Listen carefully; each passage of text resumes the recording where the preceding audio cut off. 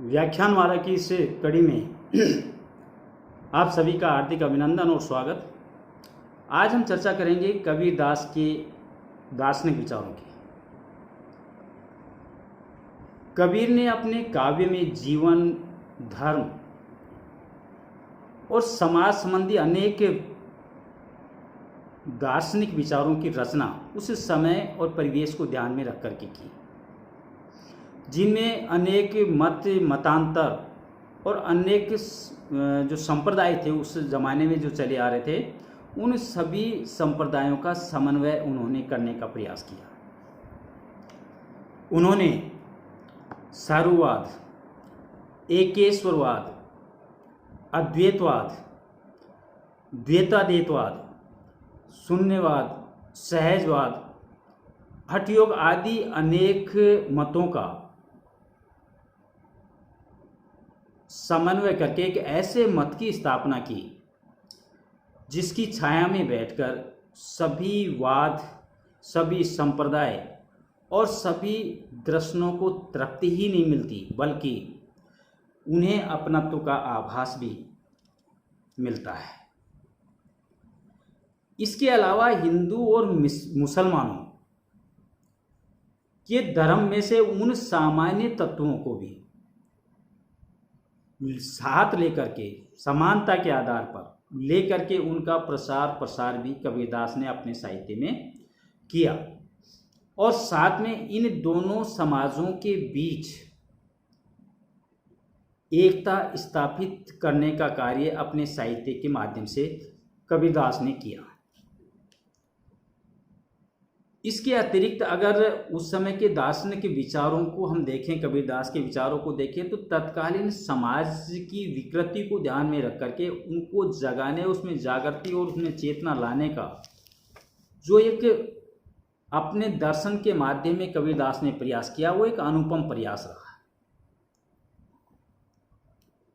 विभिन्न दार्शनिक विचारों पर या दार्शनिक विषयों पर कबीरदास जी के जो विचार थे वो मौलिक और सामंजस्यपूर्ण थे। ऐसा नहीं था कि किसी एक धर्म को उन्होंने बढ़ा चढ़ा करके पेश किया और किसी दूसरे धर्म की उन्होंने बुराई की।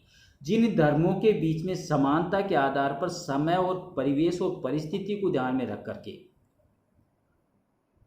कबीरदास ने जिन विषयों को उठाया, वो विषय इतने प्रभावशाली थे जो सभी धर्मों के अंदर कहीं न कहीं उनके सांचे में बैठते थे और वो जो विचार थे वो विचार पूर्णतया उनके अपने मौलिक और नवीनता के द्योतक थे, लिए हुए थे। अब हम दार्शनिक विचारों की चर्चा करते हैं कबीरदास जी की, तो उसमें सबसे पहले आता है कि परमात्मा या परम सत्ता या परम तत्व के बारे में कबीरदास जी के क्या विचार हैं।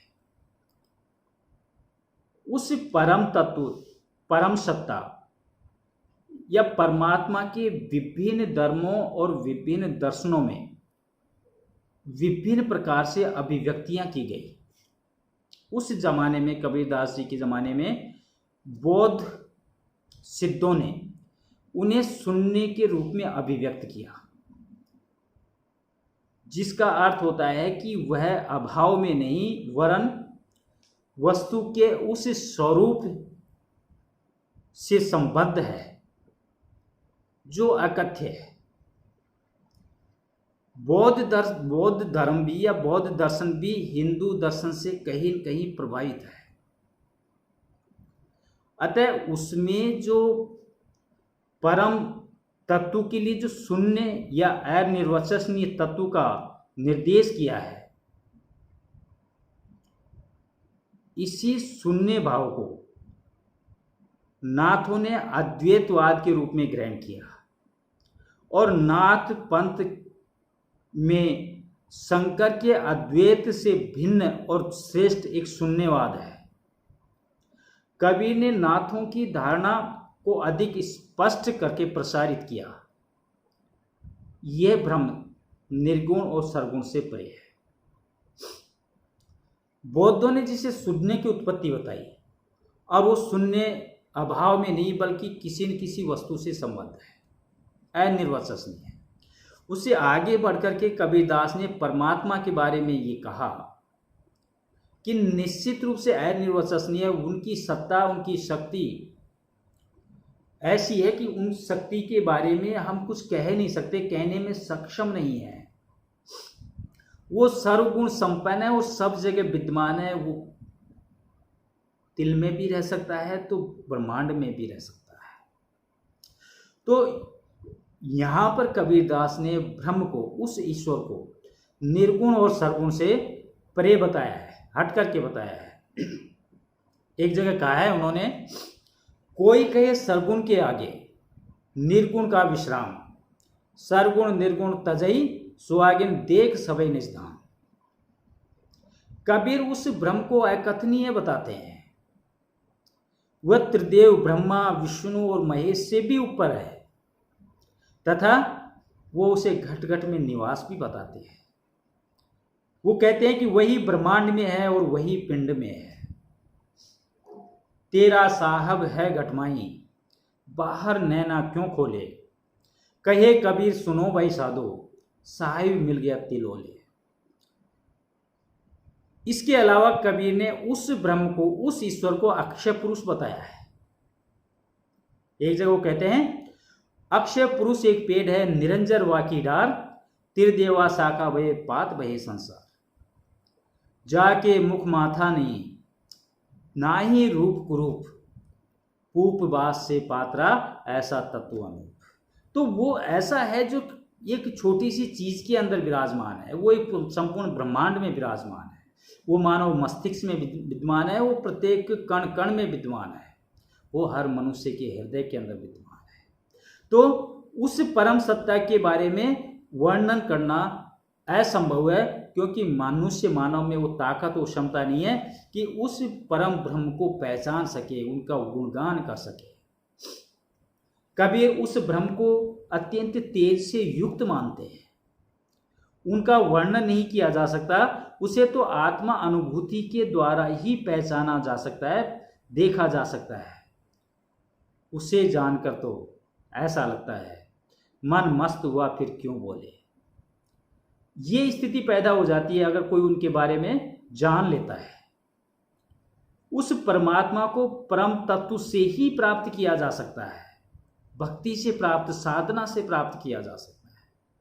इसी ब्रह्म को कबीर ने अनेक नामों से, उन्होंने राम, खालिक, साहिब, साई, निरंजन, करतार, ज्योति, अनहदनाद, शब्द, अक्षय पुरुष, खशम, पीयू, अनंत आदि अनेक नामों से संबोधित किया है।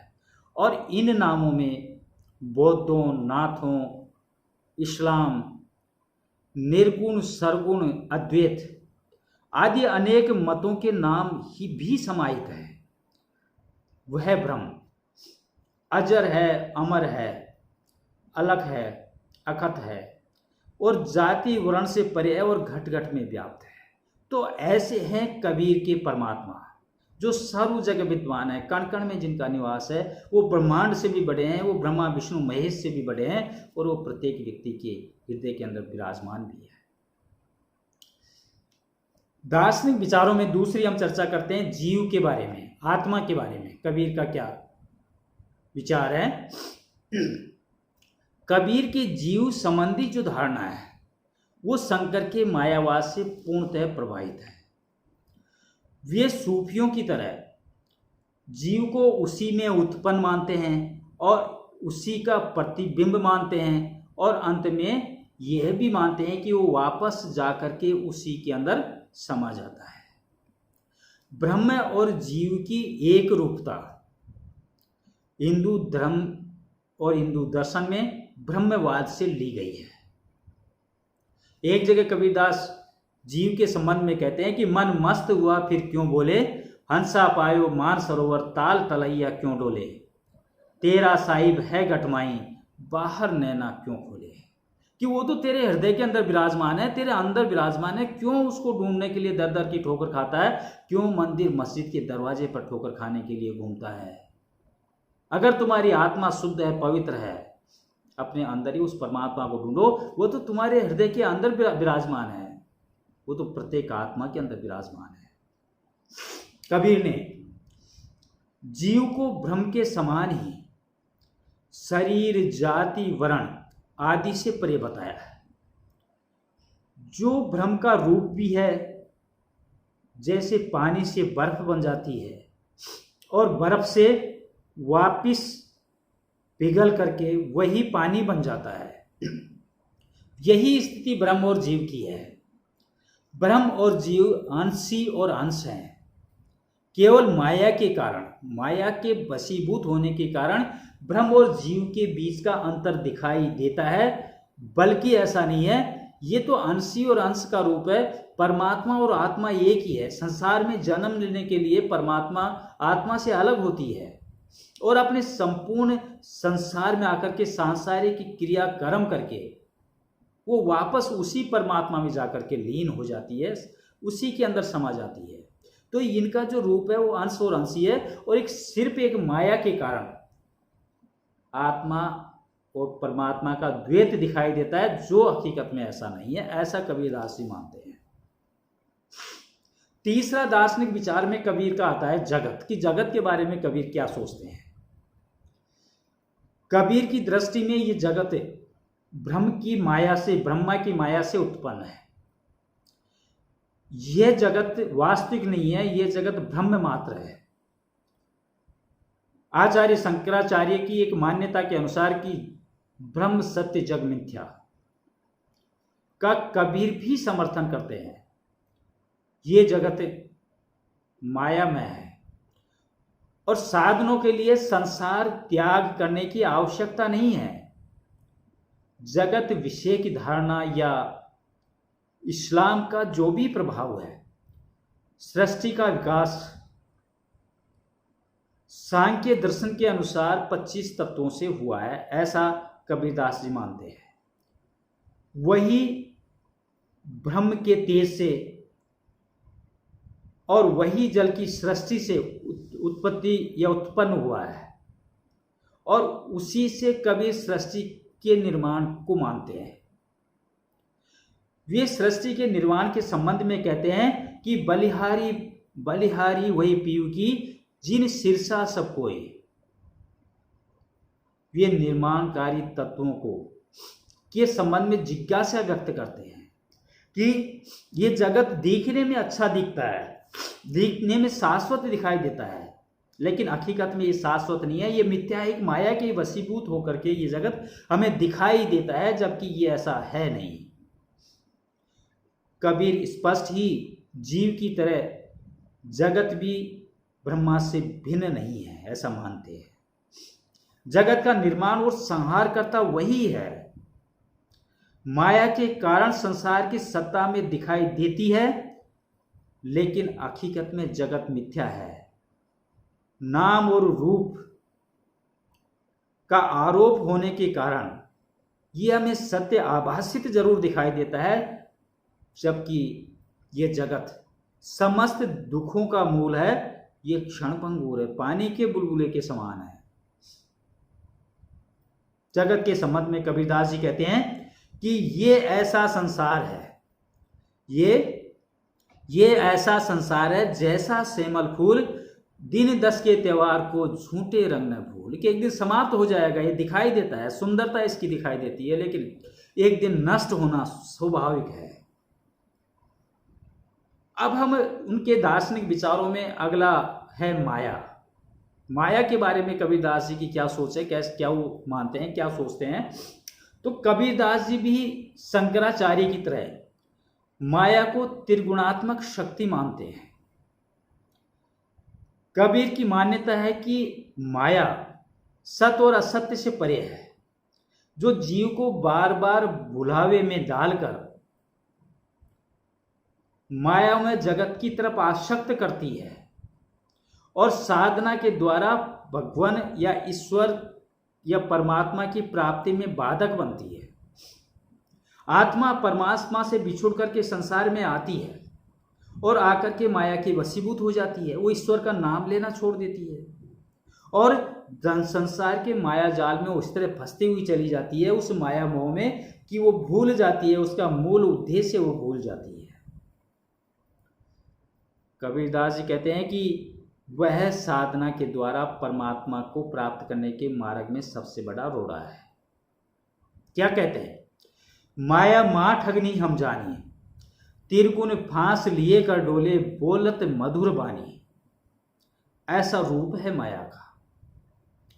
कबीर का माया संबंधी जो विचार है वह शंकराचार्य के मायावाद से पूर्णतः प्रभावित है।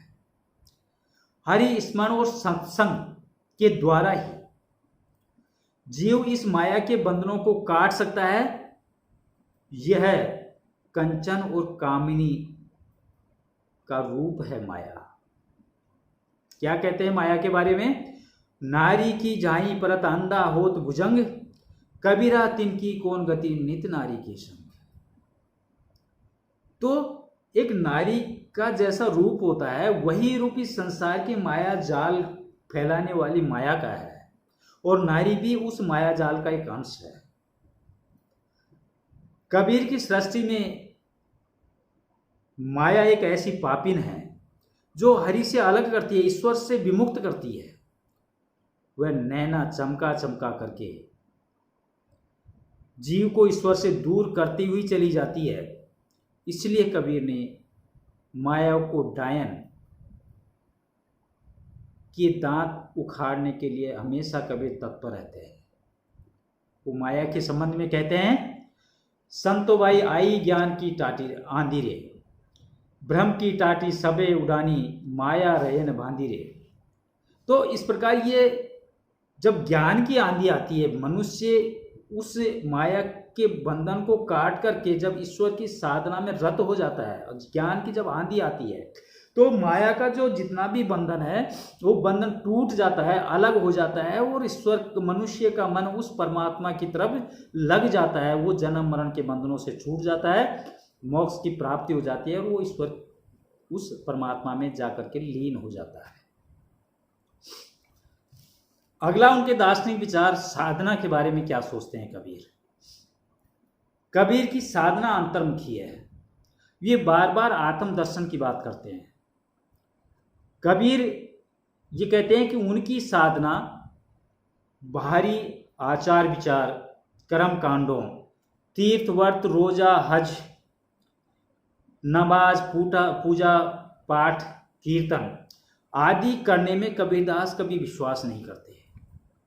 और वो कहते हैं कि इंद्रिय निग्रह द्वारा, साधना के द्वारा, सदाचार के द्वारा, नाड़ी साधना के द्वारा, ज्ञान और प्रेम के द्वारा उसे प्राप्त करने की वे अपने साहित्य में प्रेरणा देते हैं। कबीर की साधना के 3 रूप बताए हैं, एक योग, दूसरा रहस्यवाद और तीसरा भक्ति। नाथों की तरह कबीर ने नाड़ी साधना, 6 चक्रों की साधना, सहस्रनार, कमल, ब्रह्मरंध्र, अनहदनाद, कुंडलिनी आदि के महत्व को स्वीकार किया है, और सूफियों के समान प्रेम तत्व के द्वारा ही उनकी अनुभूति का मार्ग भी कबीरदास ने बताया है, तथा भक्ति से ही उसे साध्य भी मानते हैं कि सिर्फ ईश्वर की साधना और ईश्वर का लगन के द्वारा उस साध्य को प्राप्त किया जा सकता है, उस ईश्वर तक पहुंचा जा सकता है, उस परमात्मा को प्राप्त किया जा सकता है। इसलिए कबीर साधना को पूर्णतः किसी बाह्य आडंबर से अलग होकर के पूर्णतः अपने मन के भावों को जागृत करते हुए, अपने मन के अंदर सोई हुई नाड़ियों को जागृत करते हुए उस ईश्वर के एकाकार होने की बात करते हैं, तभी उस ईश्वर का मिलन संभव है। ऐसा कबीरदास जी कहते हैं। एक जगह वो साधना के संबंध में कहते हैं, भाई कोई सत गुरु संग कहावे, नैनन अलख लखावे, डोलत दिगे न बोलत बिसरे, जब उपदेश ढूंढावे। जब उस ईश्वर की तरफ ध्यान जाता है तो उसे कुछ भी सांसारिक चीजें दिखाई नहीं देती, वो पूर्णतः उस ईश्वर में लीन हो जाता है। वो जो भी सोचता है, जो भी करता है, उस ईश्वर के लिए, उस परमात्मा को प्राप्त करने के लिए वो सोचता है, और उसकी संपूर्ण सोच पूर्णतः उस प्रभु में लीन हो जाती है। वही साधना है, और उसी साधना के द्वारा उस ईश्वर को प्राप्त किया जा सकता है। अंतिम उनका दार्शनिक विचार है मोक्ष। कबीर मोक्ष को सहज शून्य कहा है कबीरदास ने। उनकी दृष्टि में यह ऐसी स्थिति है जिससे आत्मा द्वंद्व की स्थिति का त्याग कर परमात्मा से मिलती है। कबीर के शब्दों में इस स्थिति में पहुंचकर राम की बहुरिया अपने राम से मिलकर के राम रस के आनंद में निमग्न हो जाती है और मोक्ष प्राप्ति के पश्चात उसे कुछ पाना शेष नहीं रह जाता। एक द्वंद्व की स्थिति, क्योंकि एक तरफ तो सांसारिक चीजें हैं, सांसारिक माया मोह, और दूसरी तरफ ईश्वर से लगन। तो मोक्ष एक ऐसी चीज है, तो एक तो जन्म मरण के बंधन से छुटकारा दिलाती है। माया के बंधन को मनुष्य जब काटता है अपनी साधना के द्वारा, तो उस परमात्मा, उस ईश्वर तक वो पहुंचता है और उस ईश्वर तक पहुंच करके उसकी जो आत्मा है, जो ईश्वर से अलग हुई है, जो संसार में आकर के जन्मी है, वो साधना में रत होते हुए उस ईश्वर को प्राप्त करती है, वापस वहीं जाकर के एकाकार होती है। और जब आत्मा परमात्मा में एकाकार होती है तो मोक्ष की प्राप्ति होती है।